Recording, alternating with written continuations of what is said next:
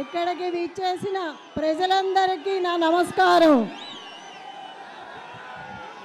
ఈ అవకాశం ఇచ్చిన గౌరవనీయులైన కేసీఆర్ గారికి, కేటీఆర్ గారికి, హరీష్ రావు గారికి నా ధన్యవాదాలు.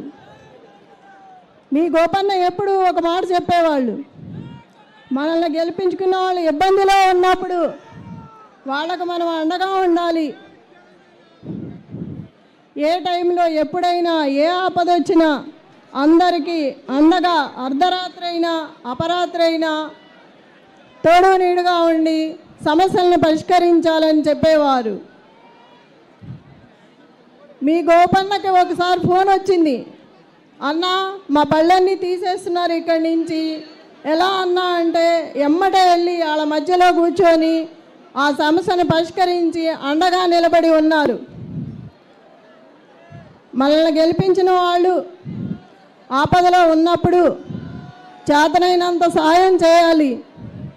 అలా ఉంటేనే వాళ్ళకు అండగా ఉంటుంది. మీ గోపన్న మీ అందరికీ ఎప్పుడు ఏ సమస్య వచ్చినా ఎంత అండగా ఉన్నారో అదేవిధంగా మీ ఇంటి ఆడబిడ్డను అనుకొని నన్ను ముందుకు నడిపించి అదేవిధంగా అదే అండగా ఉండాలి. మీ ఇంటి ఆడబిడ్డగా ఆశీర్వదించాలి. మీ గోపన్న అంటేనే జూబ్లీ హిల్స్, జూబ్లీ హిల్స్ అంటేనే గోపన్న. జై తెలంగాణ. ఏ ఆపద వచ్చినా మీ అందరికీ నేను అండగా ఉంటాను.